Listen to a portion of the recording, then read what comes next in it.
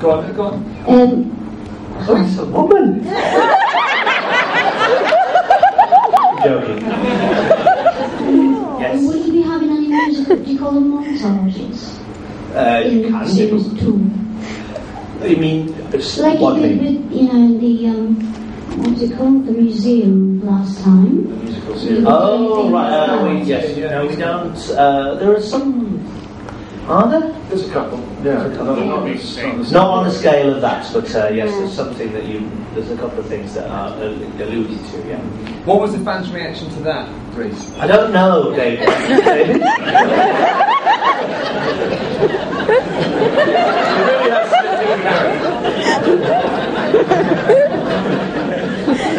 It's going into your wall. I think they liked it. I don't know. Who knows what these people think? It sounds like you know what they think. Let's go to somebody else. Who else has a Get Gentleman There look? With his hand just over there. You can shout if you like. Who's this?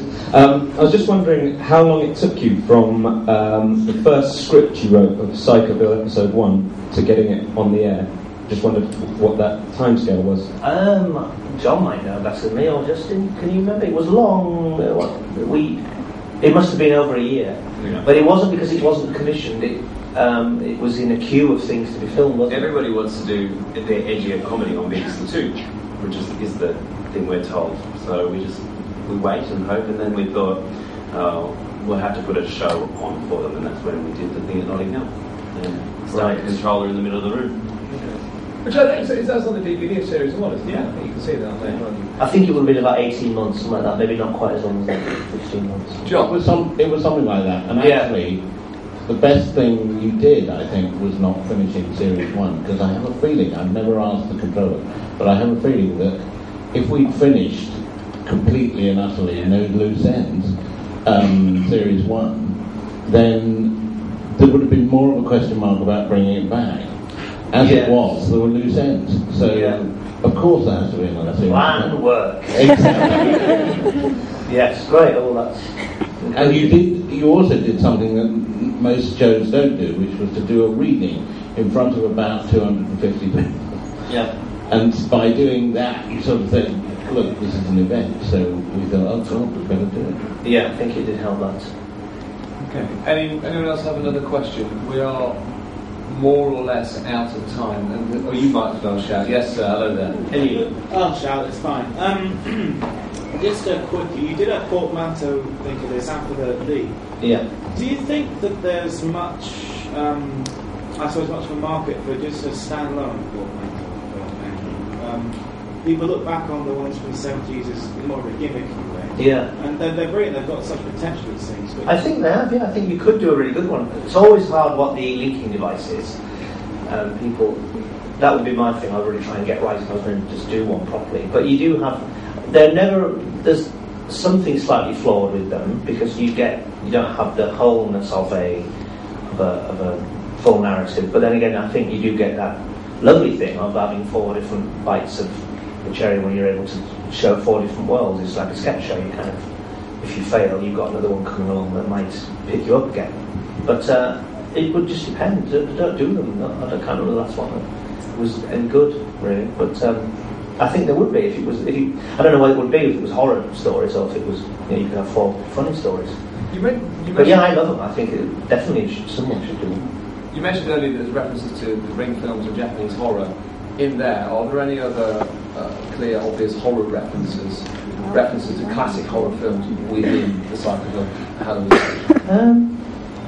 American Werewolf. No idea. American Werewolf, yeah. I showed the transformation scene to John Landis. I just stood back and hair with him. He was like, yeah, pretty good. Now see the whole thing. Yeah. He approved.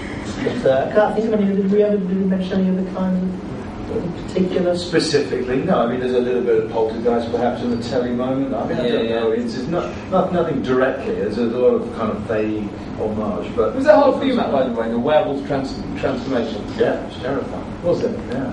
No, I mean, particularly that. The bugger over there is working with John Landis. Follow that.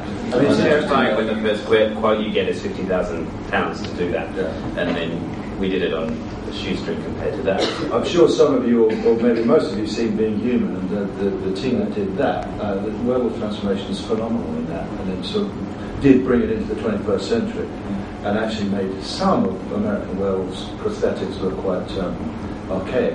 However, that's what you expect as time goes on. But because of that, because there are these several really kind of seminal werewolf transformations out there, it's very daunting when you do it. So how to take it on, you just have to kind of gird your loins and jump in, really, and do it as we had to on a shoestring. A lot of what you see there is done with post-production, very simple trickery, just lighting effects. The kind of flashes that you see. That was the only thing that I could see in my mind's eye that we could really draw out and make it kind of more exciting was this kind of flash effect. But beyond that, it's the usual thing. It's a team effort. It was great. I jumped out of being mooring sat on the sofa, and then the puppet was put in, and I was on the. He was doing it. He was operating. Dream come true for a little. It was brilliant. All right, gang. Thank you for that. No more questions. I think we are actually technically out of time. Yes, sorry. No one here was disappointed with the way Series 1 ended. We'd like to enter into a dialogue. Sitting here now. See me outside. Thank you very much for coming. When is Series 2 on the television? I don't know. In 2011. It's next year. As soon as possible. Yeah, we'll do it on quicker than. Yeah, as soon as possible. So please go home and Facebook everyone, and so 400 people have 1,000 friends each. That's you'll work it out. And if you haven't, one last final thing, of course, if none of you've seen those stories, Jeremy's play, go and see it. Not regardless of that I'm taking over Andy Lyman's part, but it's brilliant. So you've got to see it. No. Good thing. So you're working with Jeremy. You had Mark in the last series. Could the league get together again? Yes, of course they could. Whoa!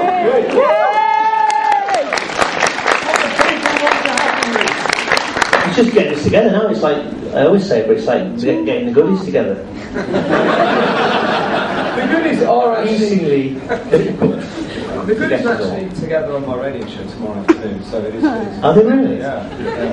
I bet two of them won't sit next to one of them. Work it out. Thank you very much, Eve, Justin, Matt, Daniel, and Reese, ladies and gentlemen.